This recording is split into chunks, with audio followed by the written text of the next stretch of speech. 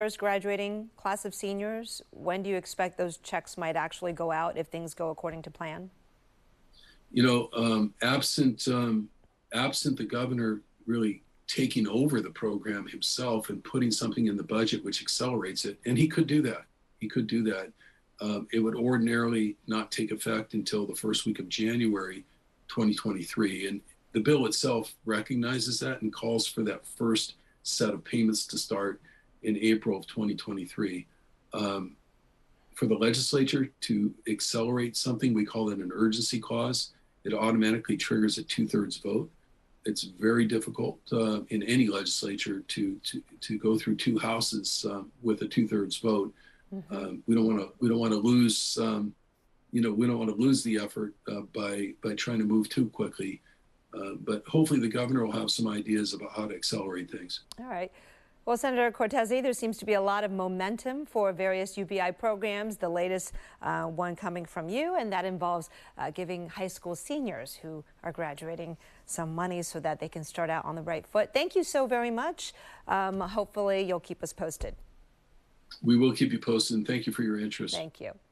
All right, Elon Musk no longer joining the board of San Francisco-based Twitter. Should Twitter users care about that? We'll be right back.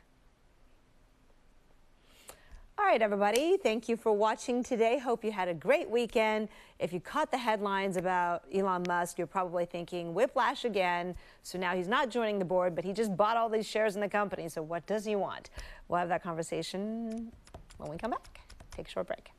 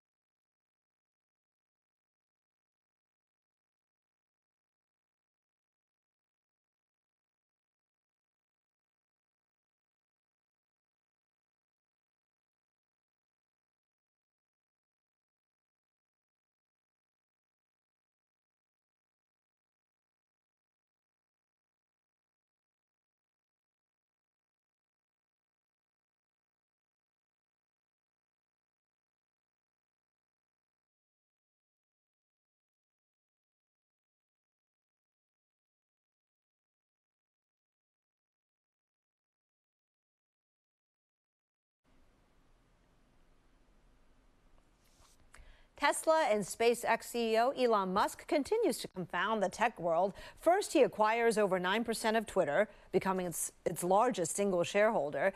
Then he accepts an invitation to join the social media company's board. He even tweeted last week, Twitter's next board meeting is going to be lit. But last night, Twitter CEO announced that Musk has changed his mind on the day the appointment was supposed to take effect. So what is going on, and should Twitter users care? Joining us now is CNET Trends producer Abrar Al-Hidi to discuss the latest drama surrounding one of the world's most controversial people. I think that's an accurate label, right, Abrar? I think that sums it up quite well. All right, yes. So walk us through exactly what happened here with the joining the board, not joining the board.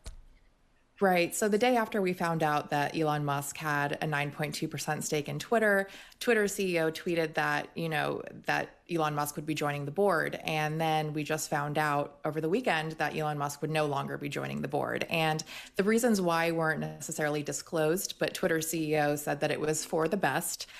So now people are just kind of wondering what's going on. Elon Musk was going to have an AMA with Twitter employees. A lot of Twitter employees had mixed feelings about him, having a stake in the company and potentially joining the board. But now that AMA has been canceled. So the questions that people were going to ask now, will not be answered. So people are kind of, it's still kind of a mystery why he's no longer going to be on the board.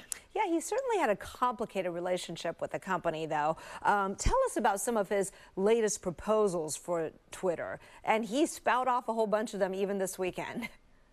He went on quite a Twitter spree this weekend. So some of the things that he's tweeted, right after we found out that he had a 9% stake in Twitter, he asked if people wanted an edit feature, which we found out the next day is something that Twitter was just working on anyway and had been working on for a while. But then there are some other suggestions that Elon Musk had that were a bit out of the ordinary. So one of the suggestions he had was to turn the San Francisco headquarters for Twitter into a homeless shelter, because according to him, no one shows up anyway. He's suggested that people on Twitter Blue, which is Twitter's subscription service, people pay $3 a month to use that. He suggested that those people should have a blue check mark, which verifies that they're real people. And then he suggested maybe having an option to use Dogecoin for paying for Twitter Blue, which also is rather out of the ordinary. And then another suggestion he had was to not have ads on Twitter Blue. So lots of things that he said. Some of those tweets he went back and deleted, but a few of them are still up. Yeah, I mean, of course, he doesn't mention what would replace the revenue if they didn't do advertising anymore, right? Isn't that a huge chunk of their revenue? It is. And so I don't think that a lot of these things are things that people don't think will actually happen. Yeah. And some of these tweets were odd, especially one where he asked if Twitter was dying immediately after actually pulled he bought. That one, right? Because that one got my attention and our producer's attention. Look at this. I mean, most of these top accounts tweets rarely, and they post very little content. Is Twitter dying? And, Barack Obama there at number 1 and he's at number 8 there. But this is the kind of negative thing, a negative light that typically a shareholder or someone involved with the company doesn't really do that to their own company, kind of throwing it under the bus. Right. And Elon Musk has a tendency to kind of tweet things that spark a lot of attention. And I think some people may have been surprised that he did this and others may have been, may have thought that this was very much in character. But it was kind of strange to observe immediately after this news came out about his stake in Twitter for him to kind of be bashing the company that he just, is now involved with. All right. So here's my question, right? If you were on the board, you certainly couldn't go around just saying those things. I mean, I wonder if that played into his ultimate decision. But even just being the single largest shareholder, you probably also, I don't know if it's SEC or whoever's controlling it, couldn't go around just saying those things either, could you? Right. And, I think that would be very odd. And the other thing that, people are thinking about is the fact that if he had joined Twitter's board, he wouldn't have been able to have more than a 14.9% stake in the company for those 2 years that he was on the board. So now that he's no longer joining the board, people are wondering, well, is he going to have a greater stake in the company now? Like, is he trying to do more and that's why he didn't join the board? But yeah, you're right. I mean, even as a shareholder, it's still kind of odd for somebody to be saying anything negative about the company that they now are involved with. Right. So what do analysts think is his actual end game? To eventually control the platform wholly, or what?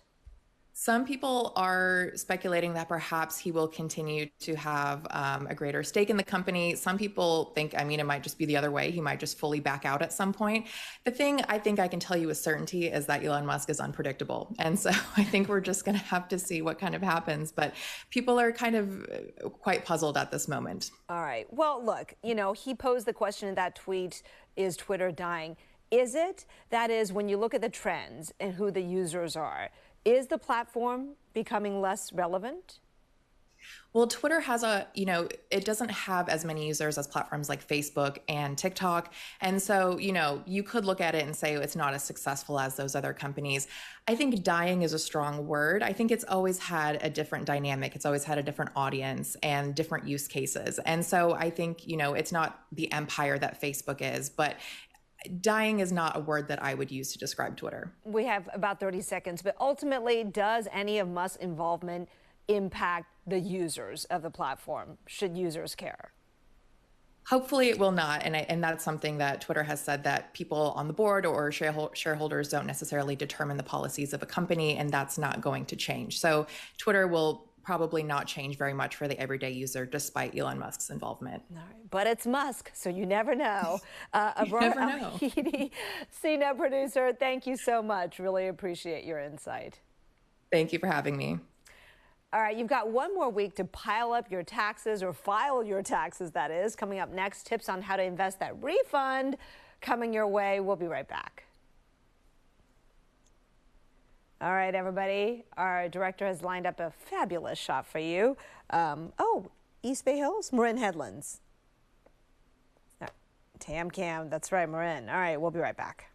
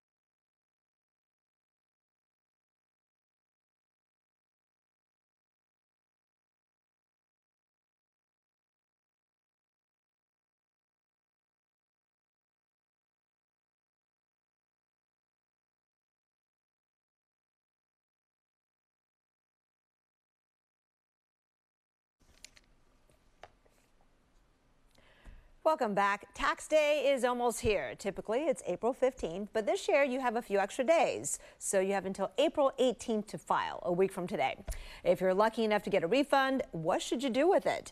Joining us now with some strategies to consider is Liz Young, head of investment strategy at SoFi, an online personal finance company based in San Francisco. Liz, great to see you. Thanks for your time.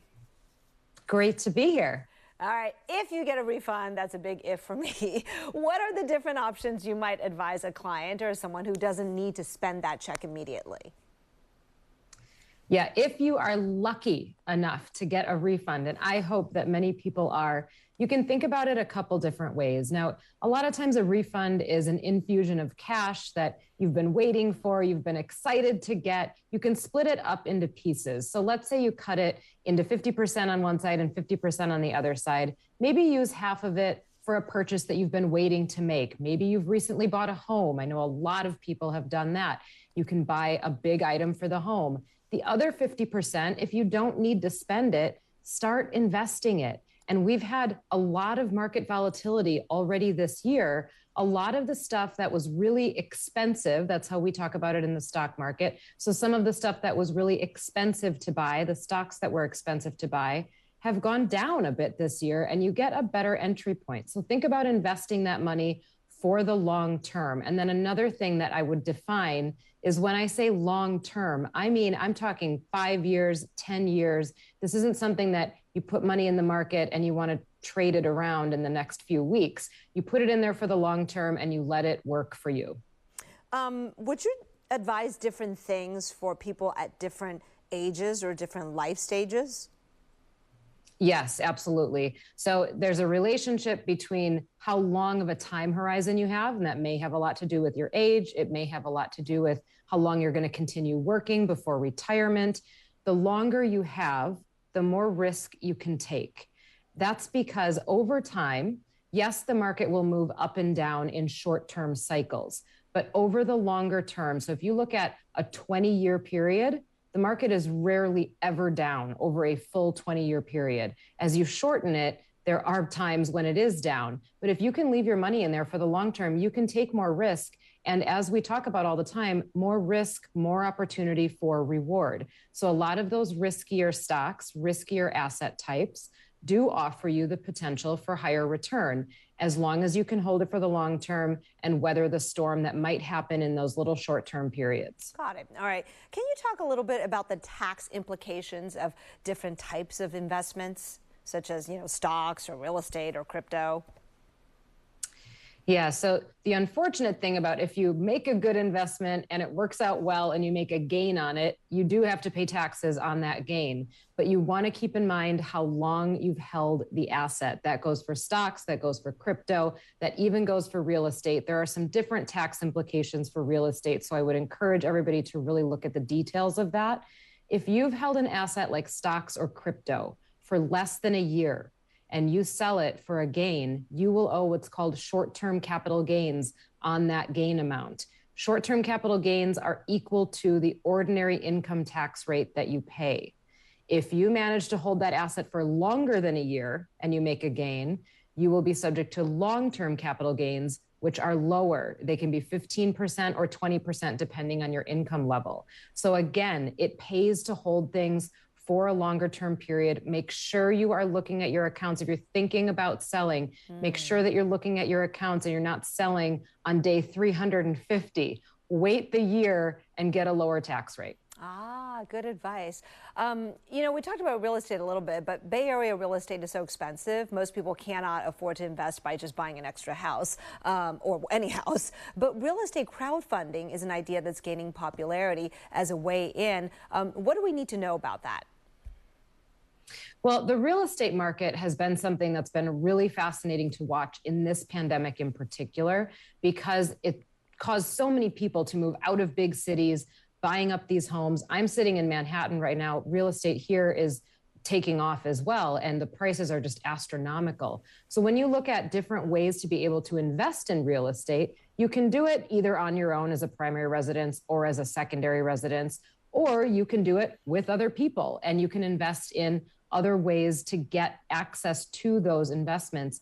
The only thing I would warn people about is that because we've seen such a big run up in real estate prices already, the chances of it going that much higher are getting less and less. So be careful that you're not buying something closer to the top of the market. And I would be really careful about the residential real estate market for the next few months here as we see more volatility in the stock market. All right, Liz Young, thank you so much. Don't go away. We'll take a short break, but be right back. You can join us on Facebook Live for the conversation.